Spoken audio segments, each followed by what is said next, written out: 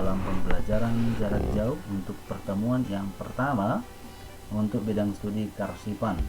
Saya sendiri Bapak Austin Ambela akan menyampaikan materi ini kepada anak didik kami pada hari ini Selasa 27 Juli 2021 untuk bab yang pertama, yaitu memahami arsip dan kearsipan. Kita lihat yang pertama adalah pengertian arsip dan kearsipan. Nah, pengertian arsip secara etimologis, kata arsip berasal dari bahasa Yunani yaitu arsium, artinya peti untuk menyimpan sesuatu.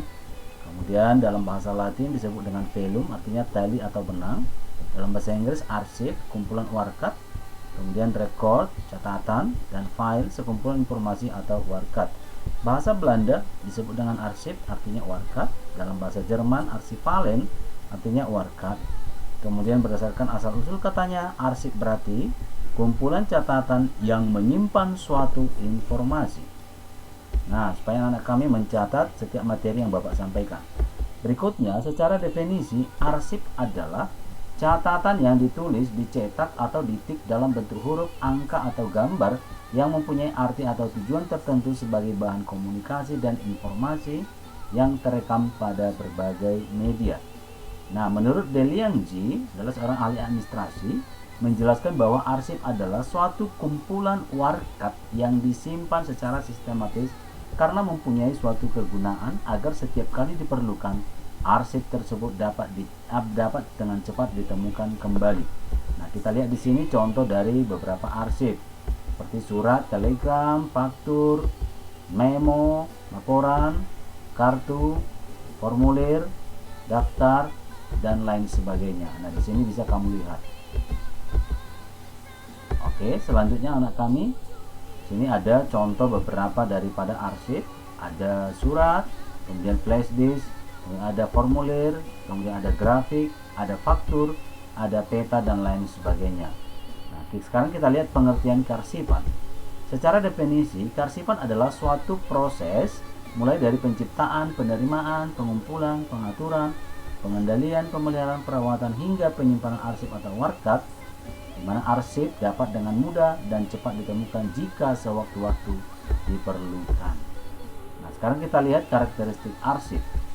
Nah, sebuah arsip ataupun surat dapat disebut sebagai arsip apabila memenuhi syarat-syarat sebagai berikut. Yang pertama, autentik. Yang kedua, legal. Yang ketiga, unik. Dan keempat, terpercaya. Yang kelima, mempunyai kegunaan.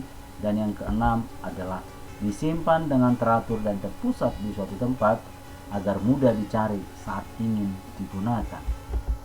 Nah, sekarang kita lihat fungsi daripada arsip. Yang pertama adalah sebagai alat pengingat bagi organisasi, kemudian sebagai alat bukti yang autentik, sebagai bahan untuk perencanaan dan pengambilan keputusan, sebagai barometer kemajuan organisasi, membantu kelancaran organisasi, dan berfungsi sebagai bahan dokumentasi. Sementara penggolongan arsip terdiri dari satu, berdasarkan bentuk fisiknya, arsip terdiri dari arsip berbentuk lembaran dan arsip berbentuk non-lembaran. Kemudian berdasarkan isi masalahnya, arsip terdiri dari arsip keuangan, arsip inventaris, arsip penjualan, arsip produksi, arsip personal. Nah, kemudian berdasarkan kepemilikan terdiri dari dua, yang pertama adalah arsip lembaga pemerintah yang terdiri dari arsip pemerintah tingkat nasional yang disebut dengan ANRI, Arsip Nasional Republik Indonesia, dan arsip pemerintah tingkat daerah. Kemudian arsip milik pemerintah dan swasta yang terdiri dari arsip primer dan arsip sekunder, kemudian arsip sentral dan arsip unit. Selanjutnya, berdasarkan sifat, arsip terdiri dari arsip biasa, arsip penting, arsip tidak penting, arsip sangat penting atau disebut dengan vital, kemudian arsip rahasia.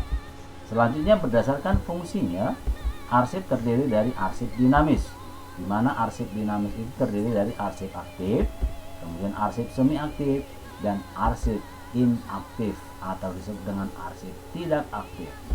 Selanjutnya, arsip statis. Arsip statis yaitu arsip yang dihasilkan oleh pembuat arsip karena memiliki guna kesejarahan, telah habis retensinya, dan berketerangan permanen yang telah diverifikasi baik secara langsung maupun tidak langsung oleh Arsip Nasional Republik Indonesia. Misalnya kalau kita lihat teks proklamasi itu adalah salah satu contoh arsip statis. Nah, demikianlah pertemuan kita pada pagi hari ini. Untuk tugas anak-anak kami, silahkan catat seluruh materi yang Bapak sampaikan pada buku folio dengan rapi dan lengkap. Sekian dan terima kasih, tetap jaga kesehatan. Selamat pagi.